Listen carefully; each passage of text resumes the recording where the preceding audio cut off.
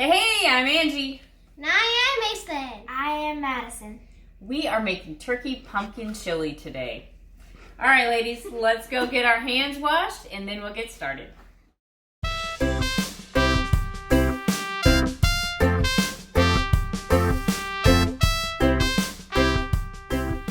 All right, so let's get started on our turkey pumpkin chili. And I do want to point out, as with any Food Hero recipe, they're pretty flexible for what you have on hand at home. So you can definitely use ground turkey, but you can use any other ground meat that you have. Try to keep it to about 15% fat, or you could even use leftover cooked turkey, just chopped up. So we're going to turn our skillet on. Now you can make this on the stovetop for sure. I just do it in a skillet here because it's much easier to show you. You don't want to see my back the whole time, but definitely this can be done on a stovetop. All right, and in with our ground beef is going to go some garlic, and I've already put a clove in there. I'm going to do one more clove, and you can do your clove like this, or you can just mince it up really small with your chef's knife as well. So either is fine. Just use what you have on hand. If you just want to mince it into very, very small pieces, of course, cut carefully with your fingers back. You can do that as well, okay? Either works. Just need that lovely garlic flavor, okay?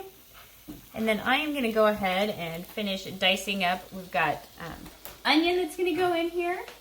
So we're just going to very carefully cut this with our fingers curled back. Veggies, fruits. You've got a little more onion here that I already diced. That's a lot of onions. Yes, but that is flavor country.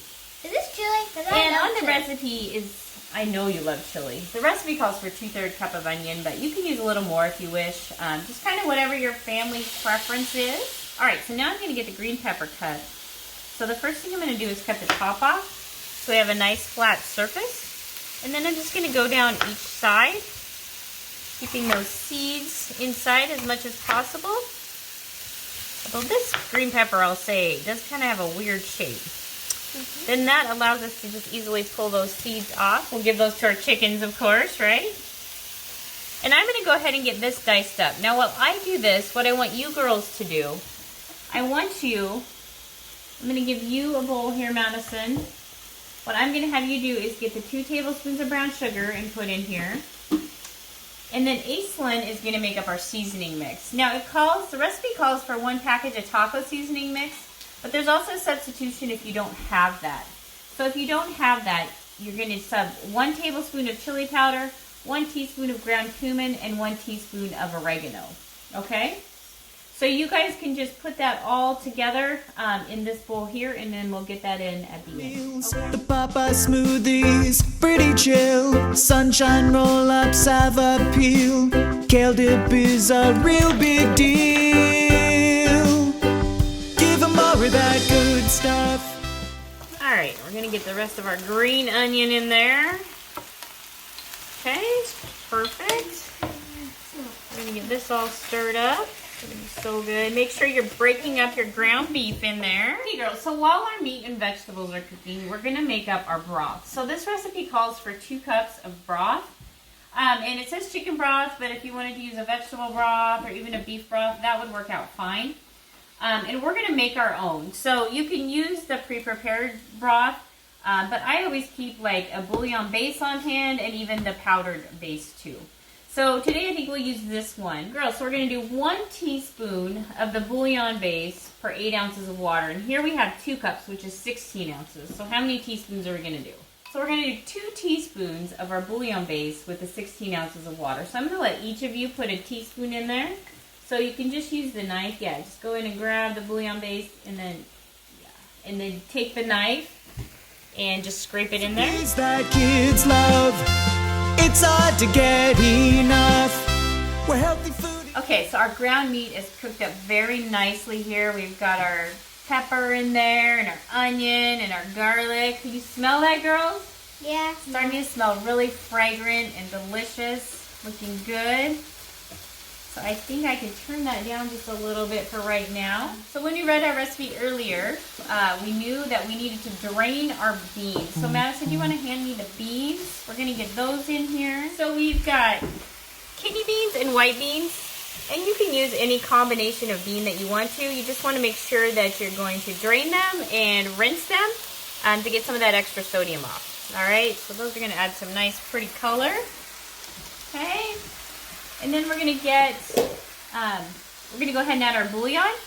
And this bouillon base will dissolve in there as it goes. Hand me a little spatula, we'll get the base in there. As everything heats up, that will dissolve and it will be wonderful.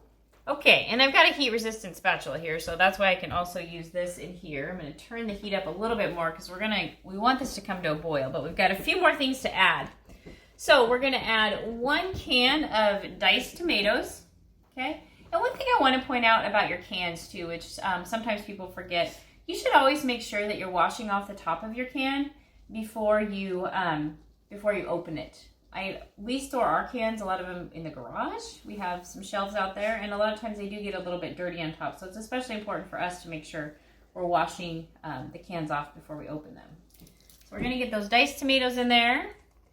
And then, of course, this recipe's secret ingredients, which is what, girls? Pumpkin. For sure. So definitely, pumpkin this time of year is so wonderful in a nice warm chili, and this just adds a wonderful flavor. Now, this is 1 can, so it's about 1 3/4 cup of pumpkin. And I measured it out because I had a larger can. And I'm going to use the other half of that can to make some more pumpkin breakfast cookies. We'll do that later, though. That's going to be a treat for your older sister, Aislinn. And me. And you, I know, they're popular. Everyone likes them. But we're going to get this stirred in here. We'll turn up the heat a little more to get this so that it's starting to simmer. Look at that. We're gonna have a nice big pan. Look at that beautiful color. Oh, this is gonna be so good. What else do we need? Probably the best part. Seasoning. The seasonings for sure. All right, Madison, do you wanna walk over here and put those in? Come on over. All right, so dump those beautiful seasonings in. That's what's gonna give it the flavor. And feel free to adjust your seasonings. We're going to get this going. So this has the 2 tablespoons of brown sugar, which goes in there, which adds just a slight bit of sweetness. And then, of course, you're going to get your spicy and your salty. For the packet of taco seasoning, of course, we added the chili powder, the cumin, and the oregano. And I'm probably actually going to add a little bit more oregano to this as well. Our family really likes that flavor. And you can adjust the chili powder. The suggestion is 1 tablespoon.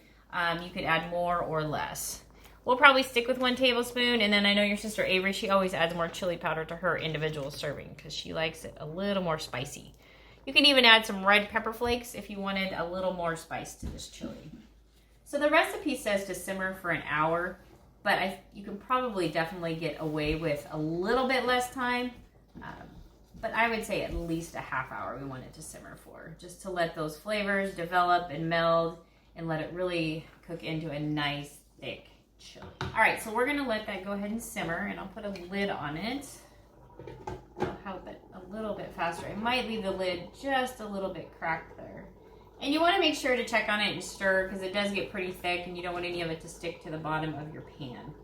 So while that's happening, we'll do a little cleanup. But I do want to point out I'm super happy to have Madison here today. She's actually my niece, Aislinn's cousin. And so we're really glad to have her here.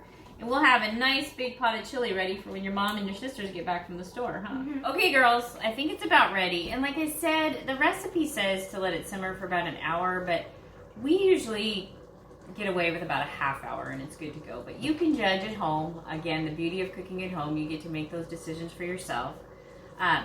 So I will say, remember when you're lifting the lid off this, always to lift away from yourself. You can see this puts out quite a bit of steam, so you definitely want to do that. Okay? And you can see it's coming really nicely there.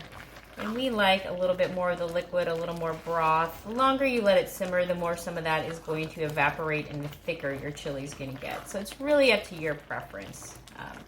But the smells right now are delightful, aren't they, girls? Yeah. Yes. So I like to serve this chili. It goes really well with cornbread or any type of side dish that you like, but also with shredded cheese on top and some diced avocado and some diced onions. So I'm going to get some bowls out here. We're going to get you girls served up. What are you going to have on top of yours, Madison? Probably cheese. Okay, how about you, Ace? Cheese. Cheese, I'm going for onion, cheese, and avocado. I'll just do the triple decker. We'll take all the toppings for me. All right, so we're going to sign off today on this episode of the Food Hero Cooking Show. We'll see you next time. Bye. Bye. Being a food hero is fun.